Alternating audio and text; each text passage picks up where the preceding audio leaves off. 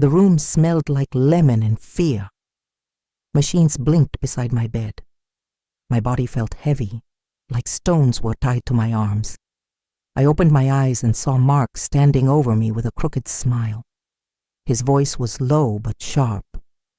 "Evelyn," he whispered, "you should know something. Emily is richer than you now. She'll take care of me the way you never could." He chuckled and shook his head. "Imagine that. My mistress is richer than my own wife." His words cut like knives. I tasted salt and metal in my mouth. I tried to speak, but the oxygen tube rubbed my lip. He leaned closer, enjoying the power. "Don't worry," he said. "You can rest. Emily and I have plans, real plans, smart plans. We're done pretending we need you." I turned my head to the window, watched light touch the long white curtains, and felt a heat rise in my chest. I had been quiet for years, gentle for years, humble for years, but something inside me stood up, even though my body could not. My voice came out soft but steady. "Mark," I said, "please call the nurse and ask her to bring my bag." He frowned. For what? For the envelope inside it. He rolled his eyes. "You're not making sense." "Please," I said, keeping my voice calm. "It is important," he sighed. "Fine, but it won't change anything." The nurse came in, checked the monitors, and handed me my small gray bag. My hands trembled as I opened the zipper. I pulled out a sealed envelope with my name printed in gold. Mark crossed his arms. "What is this?" "Your knitting club receipts." I slid my finger under the seal and took out a single page. It was a letter from the bank. It had numbers, many numbers and signatures. My breath was slow and even. "Mark," I said. "Read it," he laughed. "I'm not reading your little notes." "Read it." I did not raise my voice. I did not need to. He snatched the page and scanned the lines. The color left his face. His mouth opened and then closed. He read it again, slower this time. He whispered, the numbers like a prayer he could not finish. $750 million. My name, my trust, my control. I watched the shape of his pride fall onto the floor like a broken glass. The door swung open before he could speak. Footsteps, a new shadow, and with that shadow came a storm of truth I had kept locked away for years. And that is where the moment froze, where you lean forward, where the world holds its breath, because the next words would change everything we thought we knew. Before that day, people saw me as quiet. They saw a plain woman who wore soft sweaters and carried a book in her purse. They saw hands that made soup and wrote thank you notes. They did not see the hours before dawn when I read financial statements. They did not see the risks I took in silence. They did not see the storms. I learned to sail alone. I grew up in a small town where the road to school turned muddy when it rained. My mother, a nurse with a warm laugh, taught me two things. Be kind, she said, because kindness is the only medicine you can give without a license. And pay attention, because people tell you who they are if you listen long enough. My father, a mechanic with big patient hands, taught me two more. Fix what you can reach, he said, and save what you can't spend. We didn't have much, but we had enough. Enough to buy one new book a month. Enough to keep the fridge humming. Enough to fill the church pantry when it was empty. I was the quiet girl who stayed after class to stack chairs. I watched how the coach talked to the star players and how the janitor talked to no one. I saw who picked up trash and who dropped it. I noticed teachers who used soft voices that cut deeper than shouts. I learned to see. In college, I studied numbers because numbers do not lie. People lie, feelings lie, fear lies. But numbers stand there honest and stubborn. I took a job after graduation at a small startup fixing broken spreadsheets and answering phones. When the company ran out of cash, I asked the founder to let me try something. Give me the vendor list, I said. Let me renegotiate. He laughed at first, then he let me do it. I saved the company $30,000 in 2 weeks. When we finally made a profit, the founder shook my hand and said, "You saved us." I shook my head. "No," I said. "Kindness saved you. You paid your bills when you could, and people remembered." That became my rule. Build trust like a wall, one honest brick at a time. I met Mark at a friend's wedding. He was handsome and tall with a smile that could fill a room. He made everyone laugh that night. He made me feel seen. He liked how I listened. I liked how he dreamed. We married 2 years later in a small garden with yellow roses and a violinist who played just slightly. Too fast. At first, Mark was kind. He brought me tea in the mornings and left sticky notes with hearts on the fridge. He told me my calm made him brave. I believed him. I wanted to. But little things began to shift. He lost a job and blamed his boss. He made a risky trade and blamed the market. If the soup was too salty, he blamed the salt shaker. My mother's lesson whispered in my ear. People tell you who they are if you listen long enough. I built my work quietly, away from noise and pictures. I invested in small companies that made useful things. Medical gloves, water filters, software that helped hospitals schedule nurses. I chose founders who told the truth even when it hurt. I forced no headlines. I liked being the person no one noticed. We didn't talk about money at home. Mark liked expensive watches and weekends in places where the water was the color of a new sky. I didn't argue. I let him feel tall. I kept saving. I kept building.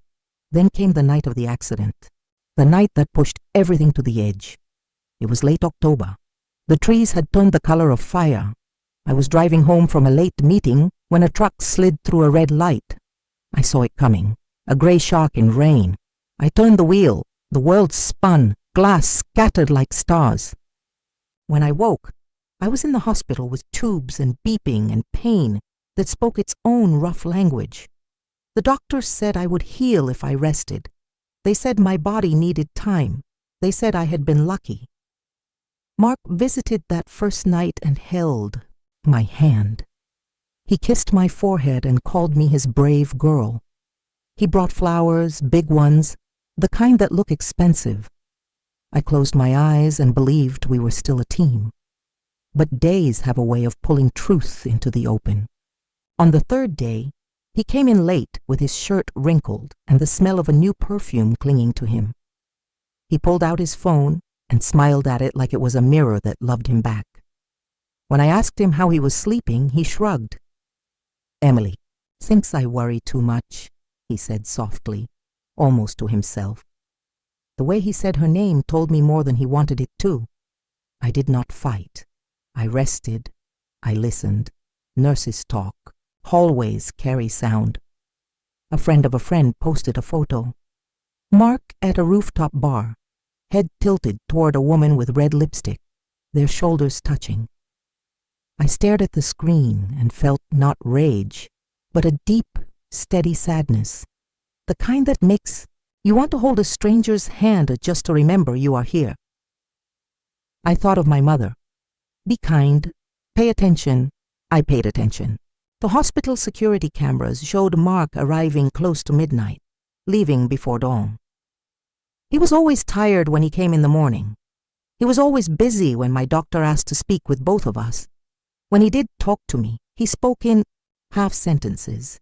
He said things like, "You'll be fine and I've got meetings and don't stress." On the 6th day, he leaned over my bed and told me about Emily being richer. He told me with a smile, standing on a little hill he thought I could not climb. He told me a story where I was the small one and he was the winner. That is when I asked for the envelope, the letter I kept for moments when people forgot who I was. I had built a trust over 10 years. I had sold a software company quietly, and I watched his eyes move from one line to the next. I watched pride lose to math. I watched the idea of me, that quiet woman in soft sweaters, change inside his head, and then the door opened. The footsteps were slow. Sure, a cane touched the floor with a firm click. In walked a man in a navy suit I knew well, Mr. Dalton, my family's lawyer since I was 23.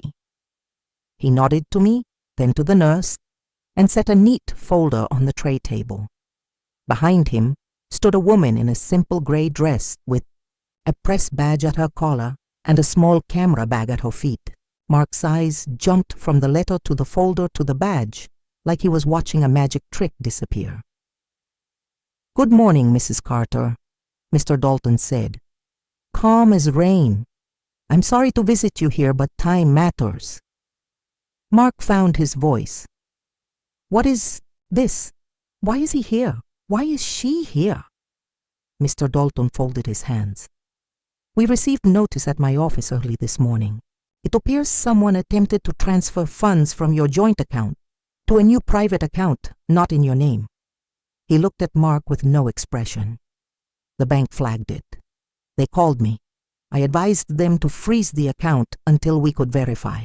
Mark's mouth opened. "That's a mistake," he said too fast. "A mix-up." "I was just, of course," Mr. Dalton said, as if acknowledging a change in the weather. He turned to me.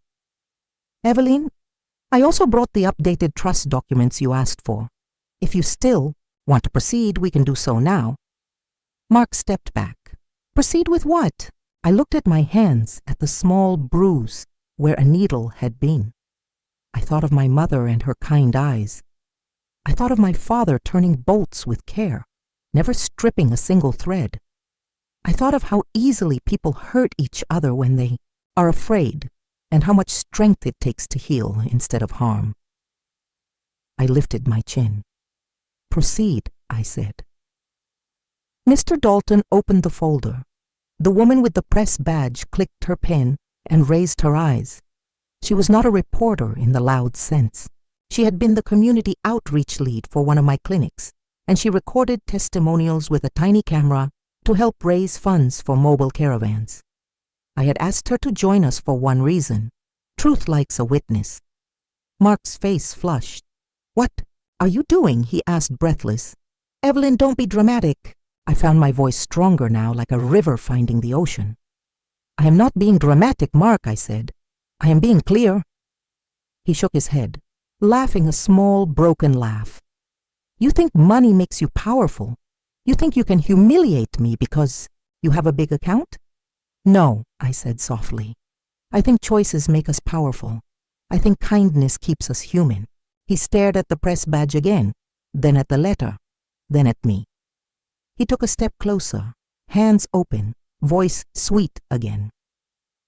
"We can fix this," he said. "I was just scared. The accident, everything.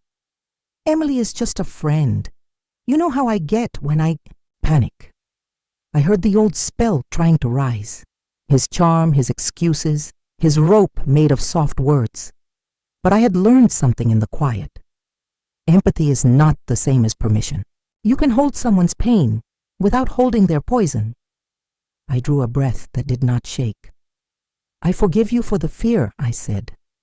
"I do not forgive you for the betrayal." His jaw tightened. "You don't want to do this," he warned. "You're tired. You'll regret it." I met his eyes. "I am tired," I said. "Tired of carrying the weight of someone else's lies." Mr. Dalton slid a pen toward me. As I reached for it, the heart monitor tapped out a fast rhythm as if the machine itself knew the next seconds would draw a new line in the story. I steadied my hand and lowered the pen to the page, and then the door flew open again. A nurse stood there, breathless. "Mrs. Carter," she said, eyes wide, "you have a visitor who insists this cannot wait." Behind her, in a bright red dress and a smile made of glass, stood Emily. She stepped into the room like it already belonged to her and lifted her phone, its screen glowing. "Evelyn," she sang, "since we're all being honest today." She tapped the screen and a video started to play. Mark and Emily at a rooftop bar last night, whispering plans over champagne. The phone speaker hissed as their voices, his voice, spoke, words I had never heard spoken so clearly. The nurse turned pale. Mr. Dalton went very still. Mark moved toward Emily, whispering, "What are you doing?" She smirked, eyes on me. "Winning." The monitor beside my bed leaped into a frantic rhythm. I did not faint. I did not fight. I sat quietly, feeling the strange mix of hurt and calm, of ending and beginning, gathering like a storm at the edge of town. I held the pen.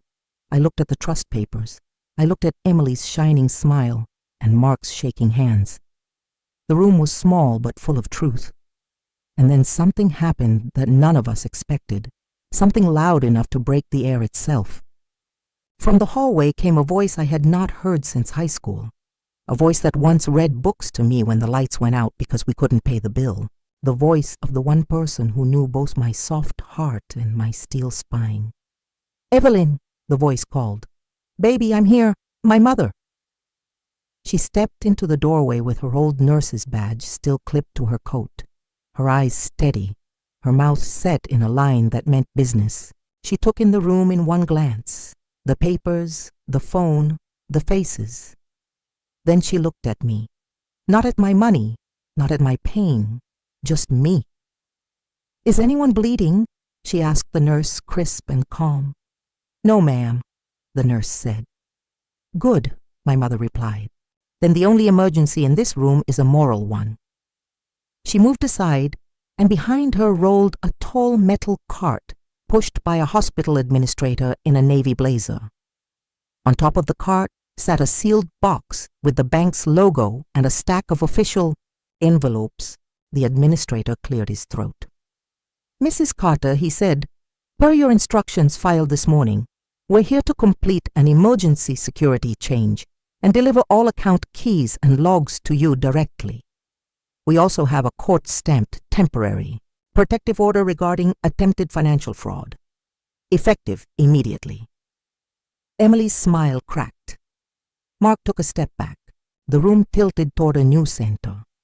I lifted the pen again, the line between past and future thin as the stroke I was about to make, and just as the tip touched the paper, the fire alarm in the hallway shrieked to life. A red light began to flash. The nurse gasped. The administrator clutched the box. Mr. Dalton covered the folder with his hand to protect the papers. A recorded voice said, "Attention, please remain calm. Proceed to the nearest exit." Smoke did not pour in. Flames did not appear. But the sound was fierce enough to stop everything and force a choice. I looked up at my mother. She gave a tiny nod, the kind that says, "I trust you. Do what you know is right." I closed my fingers tighter around the pen. The alarm kept screaming and I signed the first line. "Where are you watching from? Drop your city and country in the comments. And if this hooked you, like the video, share it with a friend who needs a little courage today. And subscribe so you don't miss our future videos." The fire alarm screamed through the hospital halls. Red lights flashing like warning eyes. Nurses rushed by, their shoes squeaking on the polished floor. Patients groaned, some frightened, others confused. But inside my room, the chaos had a sharper edge. Mark stood frozen, sweat beading on his forehead. Emily lowered her phone, her smirk slipping as the alarm shrieked louder. Mr. Dalton calmly closed the folder and tucked it under his arm. My mother placed one hand on the bed rail, steadying me as if to remind me I was not alone. The administrator, holding the sealed bank box, looked nervous. His hands trembled slightly as he glanced toward the door. For a heartbeat, silence pressed against the alarm's wail, and then, with one smooth motion, I signed the document. My hand shook, but the ink flowed steady and dark. The trust papers were no longer waiting. They were living. The protective order was now in force. The account secured. Mark gasped. "Evelyn, don't," I said. Not another word. The nurse darted to the hallway, returning moments later. It was a false alarm, she confirmed breathlessly. Someone pulled it manually, but security can't find the person. My mother gave a small nod. Of course they can't. Emily's smile had vanished. Completely, her face was pale now, her confidence cracking. Mark turned to her with wide eyes. "Was it you?" he hissed. She shrugged, but the twitch in her lip betrayed her. Mr. Dalton, steady as stone, slipped the signed document back into his folder. "It's done," he said. And just like that, the room was divided. There was me, frail on a hospital bed, but holding truth like a sword. There was my mother, her hands gentle, but her eyes sharp as needles. There was Mr. Dalton, the quiet witness of law, the administrator clutching the sealed bank box like a sacred relic. And on the other side, Mark and Emily, their partnership, already showing cracks, their lies exposed like roots in dry soil. But the story was not finished. Signing papers was not the end. It was the beginning of a storm that would test every bond, every mask, every hidden truth. The days that followed were heavy with whispers. Nurses who once only checked my pulse now lingered by the door, curious about the visitors who came. Lawyers, bankers, old friends I hadn't seen in years. They trickled into the hospital one by one. Each carried a piece of the puzzle I had built over decades, each confirming that the wealth I had guarded in silence was very real. Mark tried to smile through it all. He brought flowers every morning, sat by my bed, and held my hand as if nothing had happened. He whispered apologies when no one else was in the room. He begged me to believe that Emily was just a phase, but his eyes betrayed him. They darted too often toward the documents, the briefcases, the people in suits. He wasn't looking at me. He was looking at what he had lost. Emily visited twice more, her red dresses turning heads in the hospital corridors. She pretended to care, but her words dripped poison. "You're strong, Evelyn," she said with a fake smile. "But even strong people get tired. You should rest. Let others take care of your money. You don't want to stress yourself." I looked her straight in the eye. "I have been taking care of myself longer than you have been wearing those dresses." Her smile cracked and she left in silence. One evening, as the sky outside turned purple and gold, my mother pulled a chair close. She took my hand and stroked it gently. "You've carried this secret fortune all these years," she said softly. "Why now? Why reveal it?" I closed my eyes because kindness without wisdom becomes weakness.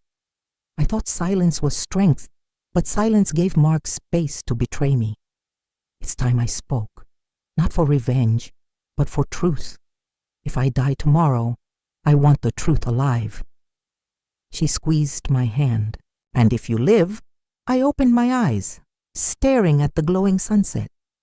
Then I will use it to heal what others try to break. The calm did not last. On the 7th day, while I was still recovering, Mr. Dalton returned with new papers.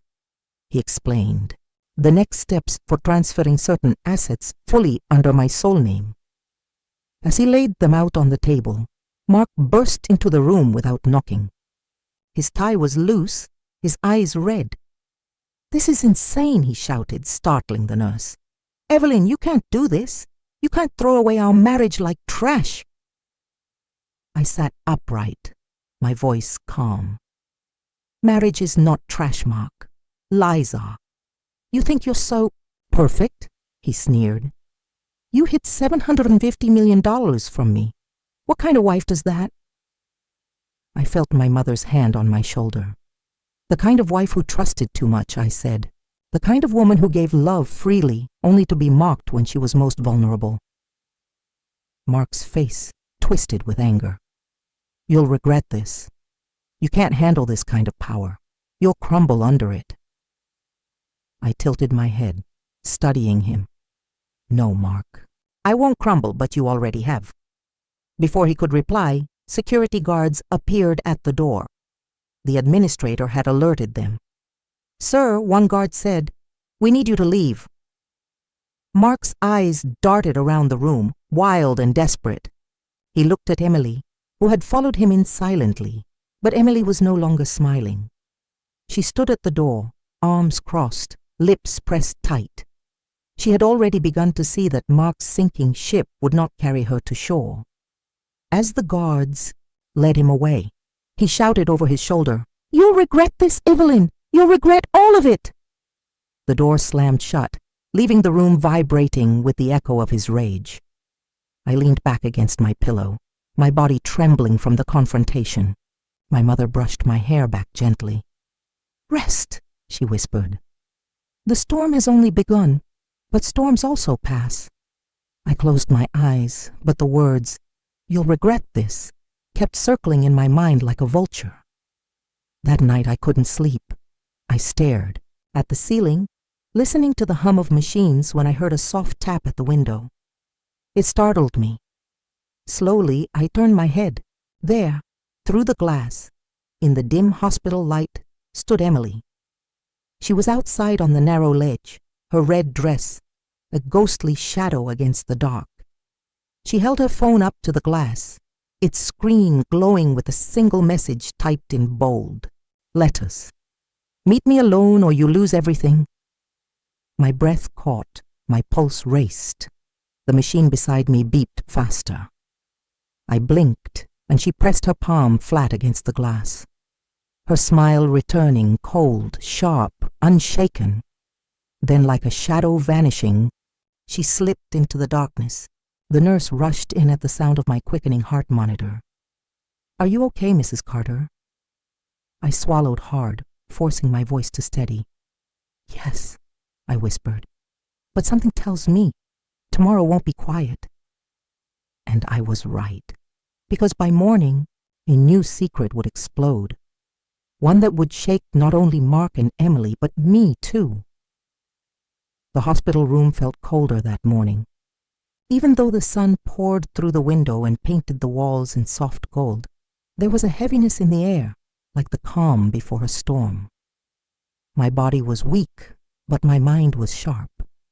I could still see Emily's shadow from the night before, her red dress pressed against the glass, her phone glowing with that message, "Meet me alone or you lose everything." It wasn't just a threat, it was a challenge. And I knew deep inside Emily wasn't playing small games anymore. Mr. Dalton arrived early with another folder under his arm. He set it down gently on the table, by my bed. "Evelyn," he said, his voice calm as always, "we've secured the assets. Your accounts are frozen against any unauthorized attempts. But there's something else you should know." He opened the folder and slid a photo across the table. It was a grainy still from a security camera. Emily, standing in the hospital's underground parking garage, was handing a thick envelope to a man in a janitor's uniform. The timestamp was from just before the fire alarm had gone off yesterday. "She bribed someone," my mother said sharply, her eyes narrowing. Dalton nodded. "We can't prove what was inside the envelope, but we can guess. She likely paid someone to pull the alarm and create a distraction." I stared at the photo, my stomach tightening. Emily wasn't just reckless, she was dangerous, and she wasn't going to stop. Before I could respond, the door burst open. Mark stormed Carter. Before anyone could respond, a loud knock came at the door. The nurse stepped in, followed by 2 uniformed police officers. One of them, tall and broad-shouldered with sharp eyes, stepped forward. "Mrs. Carter," he asked. "Yes," I said. "We need to inform you that last night there was an attempted break-in at your private residence. The intruder tripped the alarm system and fled before we arrived. Neighbors reported seeing a woman in a red dress leaving the scene." The room froze. My mother gasped. Dalton's face hardened and Mark's eyes widened in panic. "Emily," the officer continued, "we recommend you take additional precautions, Mrs. Carter. Until we catch the suspect, we strongly advise against being left alone." Mark suddenly stepped forward. "I can protect her," he said quickly. I'll stay with her. My mother scoffed. Protect her? You can't even protect yourself from your own mistress. Mark's face turned red. I made mistakes, but I still love her. I raised my hand, silencing both of them. Officers, I said, my voice calm but steady. Thank you. Please update me as soon as you have more information. They nodded and left the room, their footsteps heavy in the hallway. Mark turned back to me, desperation etched across his face. Evelyn, please. You have to believe me.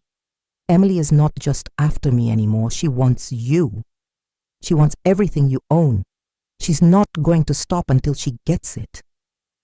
I looked at him for a long moment. Then I said quietly, and you helped her open the door. His shoulders slumped. He looked smaller now, broken, a man who had gambled and lost everything. But before the silence could settle, my phone buzzed on the nightstand. The nurse picked it up and handed it to me. The screen flashed with an unknown number. Against my better judgment, I answered. Hello, Evelyn, came Emily's voice, smooth and venomous. Did you like my little visit last night? My grip on the phone tightened. What do you want, Emily? She laughed softly. What I've always wanted. What he promised me. Money, security, power. But since you insist on making this difficult, let's raise the stakes. You have 24 hours to meet me alone. If you don't, the world will see something you don't want them to see. My stomach dropped. What are you talking about? You'll find out, she said. Check your email. The line went dead. Dalton quickly opened his tablet and pulled up my inbox. There it was. An email from an anonymous sender. He clicked it open and a video filled the screen. It was me lying in the hospital bed, weak, fragile. The video had been secretly recorded from the corner of the room. My private conversations with Mark, my whispered pain. Even the moment I revealed my $750 million, trust, it was all captured. Emily had footage, and she was ready to release it. My heart pounded. My privacy, my dignity, everything I had tried to protect could be shattered in seconds. Dalton leaned closer, his voice low. She planted a camera. She's been recording you. Mark swore under his breath. That woman is insane. I took a deep breath, steadying myself. No, I said, she's not insane. She's greedy, and greed is predictable. My mother squeezed my hand. What will you do? I stared at the screen at the proof of Emily's trap. My voice came out calm, almost steady. I'll do what I've always done. I'll listen. I'll watch. And then, I'll turn her greed against her. The room was quiet for a moment, the weight of the battle settling on all of us. Then suddenly the lights flickered. The machines beeped. The power in the entire hospital went out, leaving only the faint glow of emergency lights. Nurses shouted in the hallway. Footsteps rushed past the door. And then from the corner of the dark room came the faint sound of glass shattering. Everyone froze, and I knew with a sinking certainty Emily wasn't done waiting outside windows. She was already inside. Where are you watching from? Drop your city and country in the comments. Don't forget to hit like. Share this story with someone who loves suspense and subscribe so you don't miss chapter 4. It's about to get even darker. The emergency lights painted the hospital corridors in a pale red glow, pulsing every few seconds like a warning heartbeat. Machines beeped unevenly. Nurses hurried with flashlights. My room, once filled with sunlight, now looked like a stage for shadows. I gripped the side of the bed, my pulse racing. My mother stood close to me, her hand pressed gently against my arm. Mr. Dalton leaned forward, his jaw tight, ready for anything. Mark, sweaty, trembling, stood by the door, his eyes darting like a trapped animal. Then came the sound again. Glass shattering, this time closer. It wasn't an accident, it was deliberate. The nurse gasped and turned toward the sound. I'll call security, she began. But before she could move, The door to my room creaked open slowly, too slowly. And there she was, Emily. Her red dress shimmered in the glow of the emergency light. Her hair was pulled back tight, her lips painted in that same poisonous shade of scarlet. She stepped into the room with a grace that felt more like a predator stalking its prey. In her hand she held a small camera, the lens flashing faintly. "Well," she said, her voice smooth as silk. "Looks like the party couldn't start without me." Mark's face drained of color. "Emily, what are you doing?" She tilted her head, her smile widening. "What I always do, darling. Winning." She turned, her gaze to me, and her eyes glittered like cold steel. "Evelyn," she said, "you've made this so unnecessarily difficult, but that's fine. Difficult just makes the victory sweeter." My voice was calm, though my chest felt like it might explode. "What do you want, Emily?" She stepped closer, her heels clicking against the tile floor. "I told you already. Money, security, power, and since you're too stubborn to hand it over, I'll just take it another way." She lifted the camera. "You see, I've been recording everything. Your husband's betrayal, your little bank secrets, even that touching moment when you showed him the fortune he'll never touch. Imagine what will happen when this video goes online. Headlines, gossip, whispers. Everyone will see you not as the quiet, kind Evelyn, but as a woman who was mocked, humiliated, and betrayed." Her smile sharpened. "Your fortune won't save your dignity." Dalton stepped forward. "You're blackmailing her," he said evenly. "That's a crime," Emily laughed. "Oh, please. Crimes are only crimes when you get caught. And trust me, I don't get caught."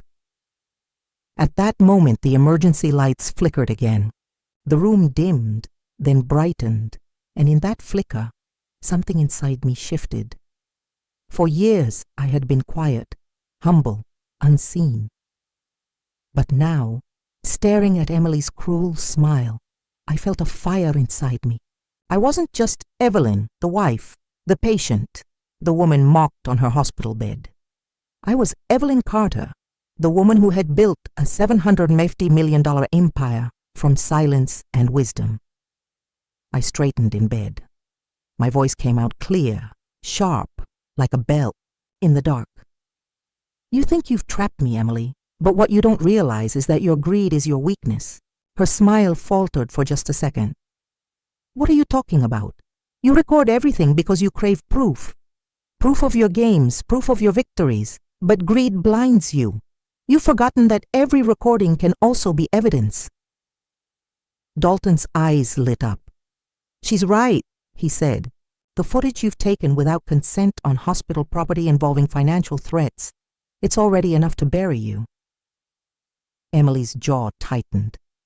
"Unless I release it first." I shook my head. "Even if you do, Emily, the world will see the truth. They'll see a greed." "Yes," my mother said calmly, her voice steady. "We know exactly who you are." The guards dragged her out, her shrieks echoing down the hallway. The broken camera lay on the floor, a dead eye staring up at us. For a long moment the room was silent except for the beeping of the machines. Then Mark spoke, his voice trembling. "Evelyn, I swear I didn't know she would go this far." I turned my head slowly and looked at him. "No, Mark, but you knew she would go far enough." He opened his mouth, but no words came out. His face crumpled, his pride collapsing in on itself. He sank into the chair by the window, burying his head in his hands. Dalton bent down, picking up the shattered camera. "This," he said quietly, "is evidence. She'll face charges for this. But Evelyn, this isn't over. Someone like her doesn't just stop. She'll try again."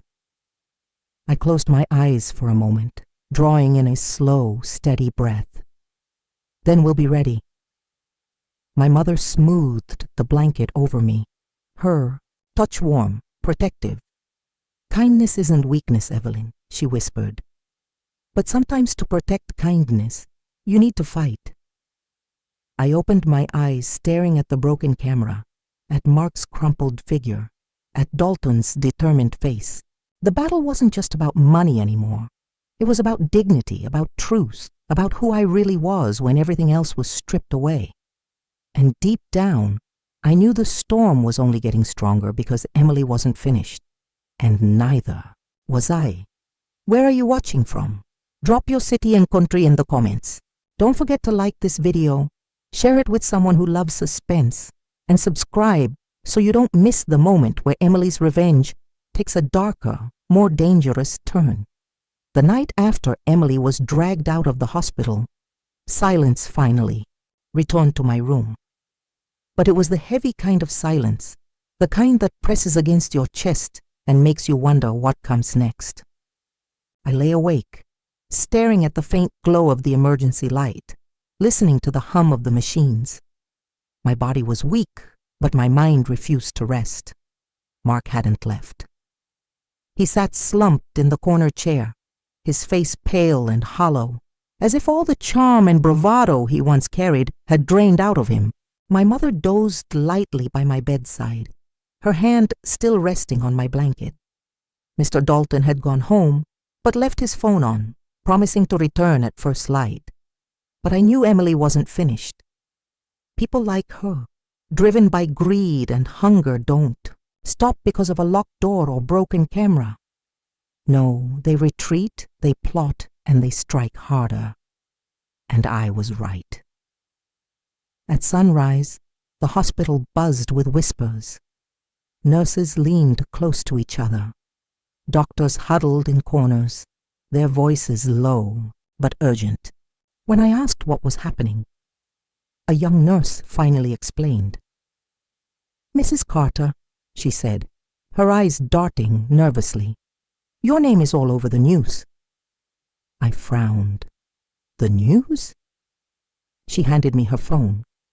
On the screen was a headline in bold letters. "Billionaire hidden fortune revealed. Husband betrayed at hospital bed." My heart skipped. Beneath the headline was a photo of me, frail and pale in the hospital bed, with Mark standing beside me looking smug. The picture was grainy, but clear enough to recognize. Dalton hadn't even arrived yet, and already the story was everywhere. "Who leaked this?" my mother asked sharply, her voice trembling with anger. I didn't need to answer. I knew. Emily. Mark staggered to his feet. No, this wasn't supposed to happen. She swore she wouldn't release it yet." He froze, realizing what he had just said. My eyes narrowed. "You knew she had the footage." His face drained of color. "Evelyn, please. I didn't think she'd actually. I cut him off." "You didn't think. That's always been your problem, Mark. You never think beyond your own reflection." He collapsed back into the chair, burying his face in his hands. My mother touched my arm gently. "Don't waste your strength on him, baby. The battle isn't with Mark anymore. It's with her." By the time Dalton returned, the hospital was surrounded by reporters. Cameras flashed at every entrance. Journalists shouted questions and vans lined the street. The once quiet hospital now looked like the front of a courthouse on trial day. Dalton's face was grim as he entered the room. He set down his briefcase and pulled out his tablet. "She released selective footage," he explained. "Short clips designed to embarrass you, Evelyn. She cut out context, made it look like Mark was mocking you and you were powerless. The media is running with it because it sells." I stayed quiet, my heart pounding. "But here's the thing," Dalton continued. "She's sloppy. In her rush to hurt you, she uploaded raw clips that still contain metadata, timestamps, device IDs. We can trace them back to her camera. And that, Evelyn, is evidence. For the first time that morning, I felt a spark of hope. Mark shifted uncomfortably. "So what happens now?" Dalton's gaze hardened. Now, we fight fire with fire." That evening, Dalton arranged a private meeting in the hospital's boardroom. The hospital director, 2 police officers, and a digital forensics expert were present. They set up a large monitor projecting the video clips Emily had leaked. Each clip was short, shaky, and cruel. The first showed me pale in the bed, Mark smirking. The second showed me pulling the envelope from my bag. The third showed my fortune revealed. The headlines on the screen beneath each clip were brutal. Wife betrayed by mistress. Billionaire fortune hidden. Scorned woman humiliated. I felt exposed, violated. But Dalton leaned forward and pointed at the metadata. Every file links back to the same device, Emily's camera. And guess what? The device ID matches the one found in the shattered camera from last night. The police officer nodded. That's enough to issue a warrant. My mother's lips curved into a rare, fierce smile. Let her run. Let her hide. The truth will find her. I almost smiled too, but then my phone buzzed. Another message. This time, no unknown number. It came directly from Emily's account. You think you've won? Sweet Evelyn, you've only started playing my game. Tomorrow at noon, your fortune disappears unless you meet me alone. Attached was a screenshot, my bank account dashboard with one word written across it in red letters, transfer pending. Dalton's face went pale. That's impossible. We locked everything down. But I knew Emily. She wasn't bluffing. She had found another way in. Mark's head snapped up. Panic etched across his face. Evelyn, please don't meet her. She's dangerous. You don't know what she's capable of. I looked at him, my voice steady. No, Mark. I know exactly what she's capable of. The question is, does she know what I'm capable of? That night, I couldn't sleep. I lay in the dark, my mind replaying everything. The betrayal, the mockery, the threats, the headlines. I thought about my parents' lessons, about kindness, about wisdom, about saving what you can't spend. And then I remembered something. Years ago, when I first built my trust, I created a fail-safe, a hidden clause buried deep in the paperwork, known only to me and Dalton. If anyone ever tried to force my hand through blackmail or threats, the accounts would trigger a transfer away from me, away from anyone greedy, and into a foundation that funded hospitals, schools, and shelters. Emily thought she could take everything from me. What she didn't know was that the harder she pushed, the closer she came to destroying herself. I smiled in the darkness, my heart beating steady. Because tomorrow at noon, the real game would begin. The morning came with a heavy sky. The sun tried to break through the clouds, but the light felt dim, as if the heavens themselves were holding their breath. Dalton placed one briefcase on the table. Evelyn, he said, we've traced the attempted transfer Emily threatened. It didn't go through. She doesn't have access to your accounts. Relief washed over me, but only for a moment.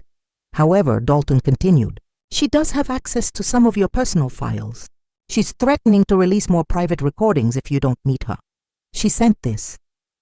He opened the second briefcase and pulled out a tablet. On the screen was another video. This one cut deeper than the rest. It wasn't just me in the hospital bed. It was a clip of me crying quietly in the middle of the night when I thought no one was watching, my voice weak and broken, whispering to myself, why wasn't I enough? My stomach twisted, my privacy, my vulnerability laid bare for the world. My mother gasped softly. Oh, baby!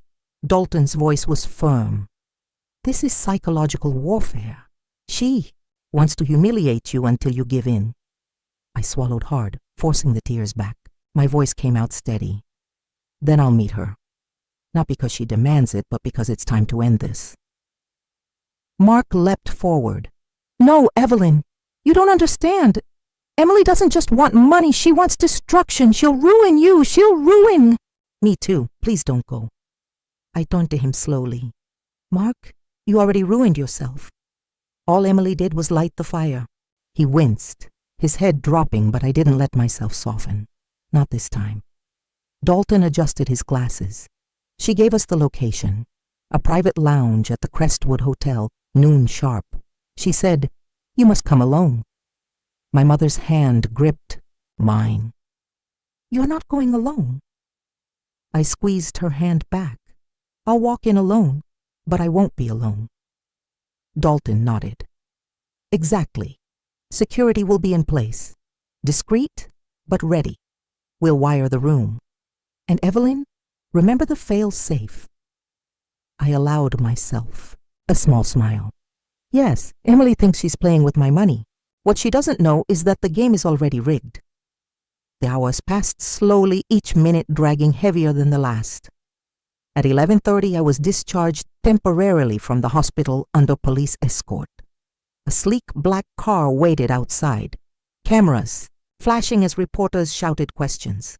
"Mrs. Carter, are you meeting your husband's mistress? Is it true your fortune is at risk? Do you regret hiding your wealth?" I ignored them all, stepping into the car with Dalton at my side, and my mother's hand squeezing mine before the door closed.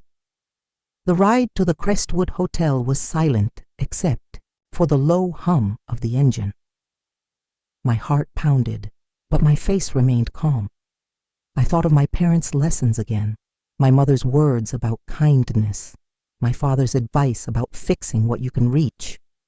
I couldn't control Emily's greed, but I could control my response to it. When we arrived, the hotel's glass doors glimmered in the gray light. Inside, the air smelled of polished wood and expensive cologne.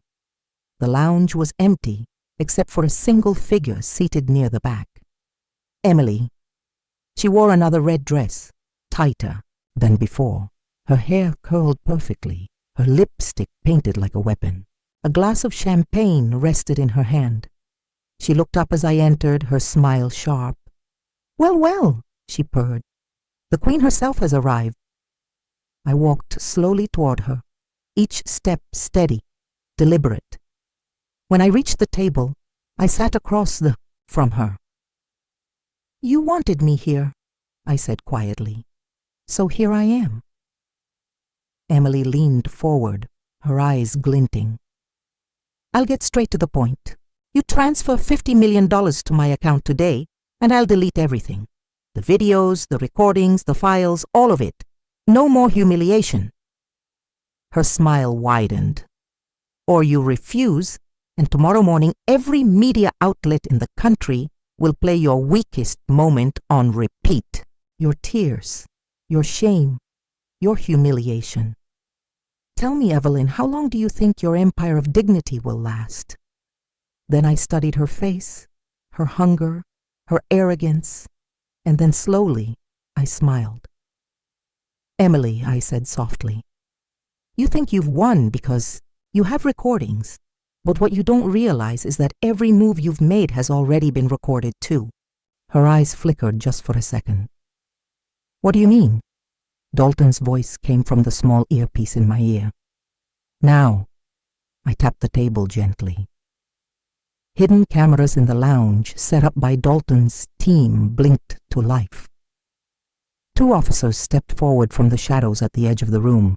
Emily's face palled. "What is this?" I leaned in closer, my voice calm, almost kind. "This is the end of your game. You bribed staff, broke into my home, planted hidden cameras, leaked private recordings, attempted fraud, and now you're caught." Her champagne glass trembled in her hand. "You wouldn't dare." "Oh, but I already did," I said. "Every word you've spoken today has been recorded. Every threat, every demand. The choice isn't mine anymore, it's the law's." The officers stepped forward. "Emily Parker, you're under arrest for blackmail, fraud, and unlawful surveillance." She shot to her feet, her face twisted in rage. "You think this is over? You think money makes you powerful?" I rose too, my body still weak, but my voice strong. "No, Emily, character makes us powerful. Money just shows people who they really are. The officers took her by the arms, pulling her back as she thrashed and screamed. "You'll regret this, Evelyn. You'll regret it." I stood tall, my heart steady, watching as she was dragged away. Dalton entered the lounge, his face calm but satisfied. "Well done, Evelyn. Very well done." For the first time in weeks, I allowed myself to breathe freely. The storm was not fully over, but the sky had begun to clear. But as I stepped back towards the car, my relief lasted only a moment because Mark was waiting outside. His eyes were hollow, his face twisted, and in his hand he held a folded piece of paper. He looked at me, his voice low, trembling with something between rage and desperation. "If she's going down," he whispered, "then I'm not going down alone." And he handed me the paper. When I unfolded it, my heart stopped. It wasn't Emily's handwriting, it was Mark's, and it was a document I never expected to see. The paper in my trembling hands felt heavier than stone. My eyes scanned the words, each line pulling me deeper into a darkness I didn't know existed. My pulse quickened, my breath shallow. It was worse than I had imagined. It was a contract signed and dated, a legal document between Mark and Emily. The agreement promised Emily half of my estate if anything were to happen to me, if I died suddenly, if my assets were transferred, if my trust dissolved. Mark had signed it willingly, his signature bold at the bottom, and beneath it in smaller writing were clauses about accounts, property, even charitable donations, all redirected into Emily's name. This wasn't just betrayal. This was premeditated theft. My hand shook as I lowered the paper. My voice was low but sharp. "Mark, what is this?" He looked broken. His shoulders hunched, his eyes bloodshot. But behind that sorrow I saw something else. Fear. "I didn't mean for it to go this far," he muttered. "Emily pushed me. She said it was just paperwork, just a safety net. She said it didn't mean anything." I stared at him, my stomach twisting. "Didn't mean anything? You signed away my life, Mark. You signed away me." His voice cracked. I was desperate. I thought you didn't care about me anymore. You always worked. You always hid things. Emily made me feel wanted." I laughed bitterly, though it wasn't from joy. "Wanted? She wanted your signature, not your soul, and you gave it to her gladly." His eyes filled with tears. "Evelyn, please. I know I failed you. I know I destroyed everything, but I swear to you, I never wanted you dead. I never wanted enough," I said. Her face was splashed across every news channel, her red dress immortalized as the uniform of her downfall.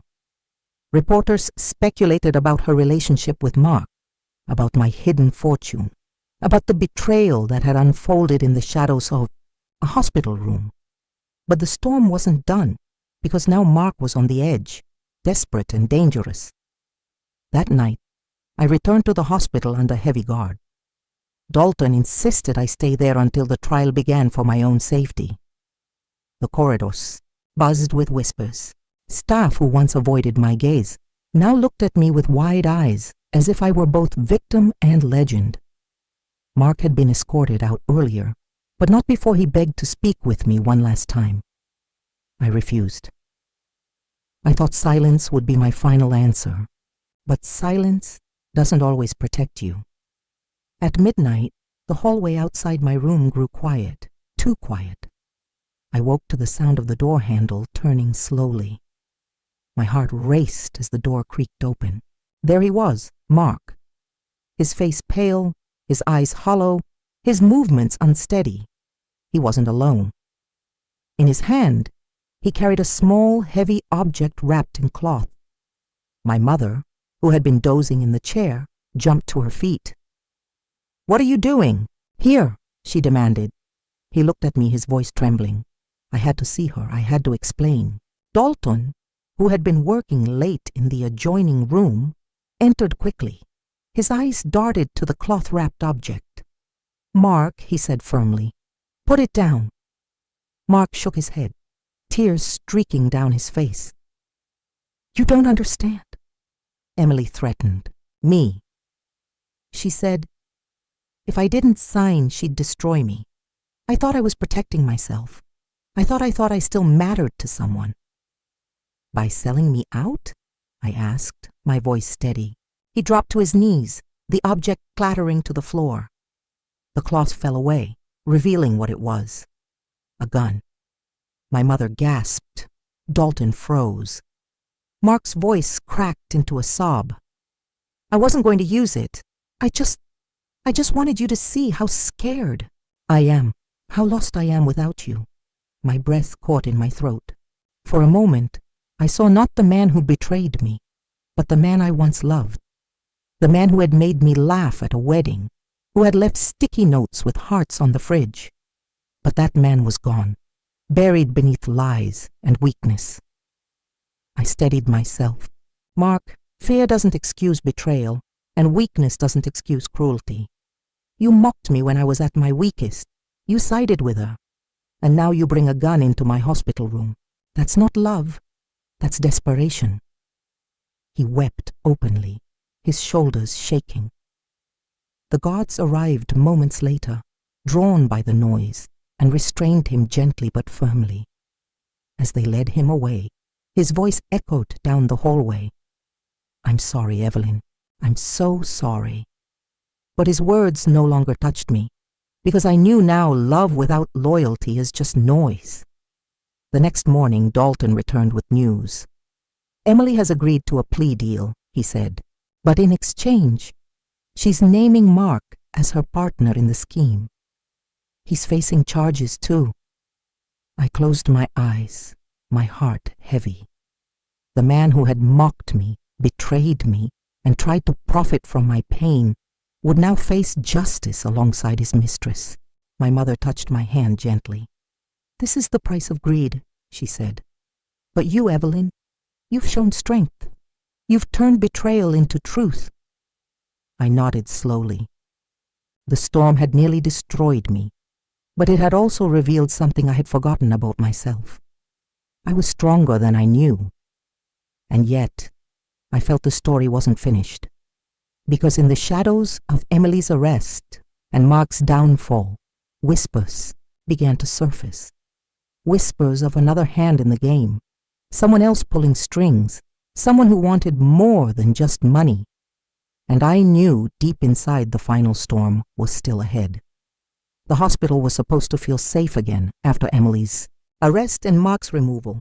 But safety, I had learned, is sometimes just an illusion, the kind that lulls you to sleep while shadows gather at the edge of the room. The news channels ran non-stop coverage of Emily's downfall.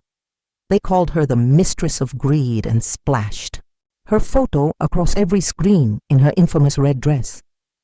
Reporters dissected her motives, replayed her courtroom walk, and speculated about the trial. But buried between those headlines were whispers, small, almost unnoticed. Who funded her legal team so quickly? Where did she get the insider access to bank systems? How did she learn about Evelyn Carter's private trust in the first place? The questions gnawed at me, louder than the reporters shouting my name outside the hospital. Emily was clever, yes. Ruthless, yes. But she wasn't brilliant enough to hack financial systems or leak private files with such precision. Someone bigger, smarter, had been moving behind her, and soon that someone would step into the light. It started with a letter delivered not by email, not by courier, but slipped quietly under my hospital door one early morning. The envelope was black, the handwriting neat, almost elegant, my name written in silver ink. Evelyn. I picked it up with trembling hands and tore it open. Inside was a single sheet of paper. You've survived, Emily. You've survived, Mark. But the game has just begun. We don't want 50 million, Evelyn. We want it all. Meet me where it all started. Your old family home, midnight, come alone, no signature, just an initial. R. My heart dropped. That house had been empty for years, left to gather dust after my parents passed. Who knew about it? Very few, which meant R wasn't just any stranger. They were someone who had studied me closely, someone who wanted me rattled. Dalton frowned as he read it. We can't ignore this. Evelyn. Whoever this is, they're connected to everything. My mother's face was pale but fierce. This is no longer about money. This is about control. Whoever wrote this has been watching you. I nodded slowly. Then it's time I stopped being the one who's watched. It's time I looked them in the eye. That night the streets were quiet as Dalton's car pulled up in front of my childhood home.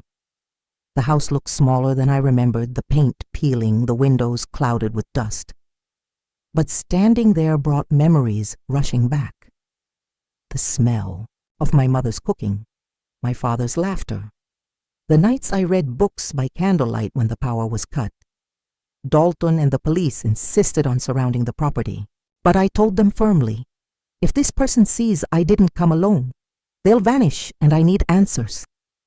So I stepped inside by myself. The air was thick with dust, the wooden floor creaking under my steps. Moonlight streamed through the broken blinds, casting long shadows across the faded furniture. And then from the corner of the room, a voice spoke. Well done, Evelyn. You came. I froze. A figure stepped out from the shadows. Tall, broad-shouldered, dressed in a dark suit. His hair was stray with gray, his face calm, controlled. I knew him instantly. Richard Cole, my former business partner. The man who once helped me build my first investment company. The same man I cut ties with years ago when I caught him embezzling funds. My chest tightened. You. He smiled faintly as though this were a casual meeting between old friends. Me? Richard circled slowly around the room, his shoes crunching on. Broken glass. You always were sharp, Evelyn. Quiet but sharp. You built an empire on kindness and numbers, while I had to claw my way through greed and grit. But I taught you, didn't I? I showed you the ropes, and now you think you're better than me. I steadied my breath. You stole from me. That's why I cut you off. His smile didn't falter. I borrowed, and I would have paid it back eventually, but you humiliated me. You made me an outcast in the very circles I... His brow furrowed slightly. What? I took a step forward, my chin high. I built my empire on kindness. And kindness builds allies, quiet ones, loyal ones, people you overlook because you think they don't matter. You had pawns, Richard. I have. People and they don't forget. Right on cue, the front door burst open. Dalton, flanked by 2 officers, stormed inside. Red and blue lights flashed through the windows. Richard's eyes widened, his smug smile faltering for the first time. You set me up, he hissed. No, I said softly. You set yourself up. You invited me here. You gave yourself away. The officers moved in, restraining him as he cursed and fought. His voice echoed in the empty house. This isn't over, Evelyn. I'll destroy you. I'll destroy everything you love. But I only stood taller, watching as they dragged him away, because I knew Richard was dangerous, ruthless. But the moment he stepped into my childhood home, he had already lost. Back at the hospital, my mother held my hand. You see, baby, you didn't just survive. You proved that kindness and strength can live together, that greed may shout, but truth whispers louder. I smiled faintly, though my heart still carried the weight of the night.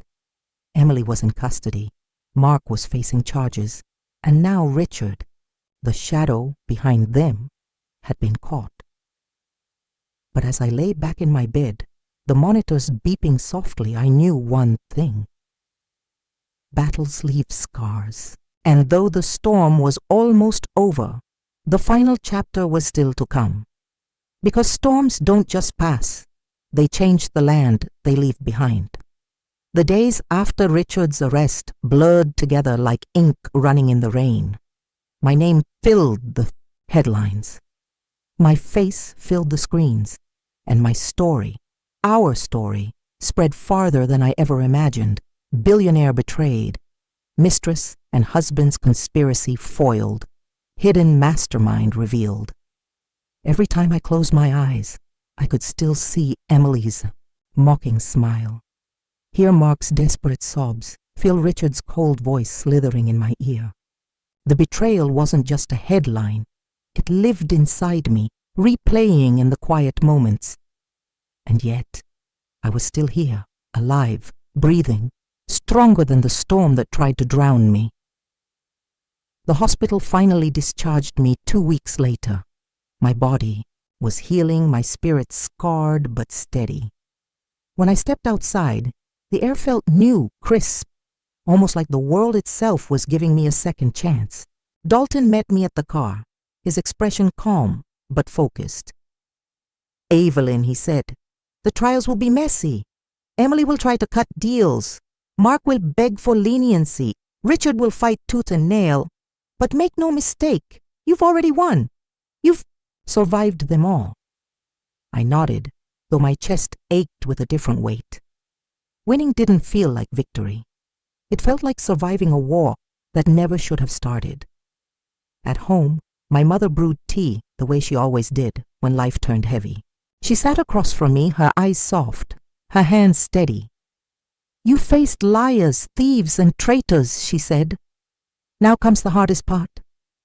I frowned. "What part is that?" She sipped her tea before answering, deciding what kind of woman you will be after the storm. Her words lingered heavier than any headline. The first letter came a few days later from Mark. It arrived through his lawyer, handwritten in shaky lines. "Evelyn, I don't expect forgiveness. I know I destroyed what we had. I let greed blind me, let lust chain me, let fear turn me into a coward. Emily used me. Richard controlled me, but I chose to let them. That's on me. I will face the punishment I deserve. But please know this. I never stopped loving you, even when I failed you, even when I mocked you, even when I betrayed you. If love without loyalty is just noise, then I was the loudest fool alive. I am sorry." I set the letter down, my eyes burning but my heart unmoved. I set the letter down, my eyes burning but my heart unmoved. Love without loyalty was still just noise, and I had learned to live in silence stronger than his words. The second letter came from Emily. Her tone was venom wrapped in silk. "Evelyn, enjoy your little victory. You think I lost, but I never lose. Women like me don't vanish. We adapt. You humiliated me, but the world remembers my face now. The mistress of greed, they call me. Fame is power too, my dear. And you'll see me again. That I promise." I tore her letter in half, then in half again, until it was nothing but confetti of arrogance. Let her chase fame. Let her cling to notoriety. My power was not in headlines. It was in the quiet work I built, the lives I touched, the kindness. I refused to surrender. The third letter came from Richard, typed, precise, cold. "You've won a battle, but wealth attracts wolves, Evelyn, and you have made yourself a beacon. Others will come, stronger than Emily, smarter than Mark, colder than me. When they do, remember this. You are never truly safe. Wealth is not protection. Wealth is a target." I folded his letter neatly and locked it away, not out of fear, but as a reminder. He wasn't wrong. Wealth attracts wolves, but I wasn't prey anymore. One evening, as I sat by the fire in my living room, my mother placed her hand over mine. "You've carried pain, betrayal, and fear," she said softly, "but don't let it harden you. Kindness is still your strength. Don't let them take that from you." I nodded, tears slipping down my cheeks. "But how do I keep being kind, Mama, when the people closest to me used it against me?" She smiled gently. kindness doesn't mean letting people hurt you. It means choosing to heal the world even after they try. Protect yourself. Yes, guard your heart. Yes, but don't stop giving. Don't stop loving. That's where your real power lives. Her words settled deep into me like roots drinking water. The next morning I called Dalton, set up the foundation. I told him. He paused. The Fayleaf. Yes, I said. If greed tries again, they'll only find empty hands. Let the money flow where it belongs, to hospitals, to schools, to shelters. Let it heal what they tried to destroy. Dalton's voice warmed. That's the Evelyn I've always known, and for the first time in weeks, I smiled. Months later, as Emily sat in prison, as Mark awaited trial, as Richard fought legal battles he could not win, my name returned to the headlines. But this time, the story was different. Billionaire's Betrayal leads to 200 mounts of foundation for families in need. Evelyn Carter turns pain into purpose. Kindness wins. Betrayed wife inspires millions.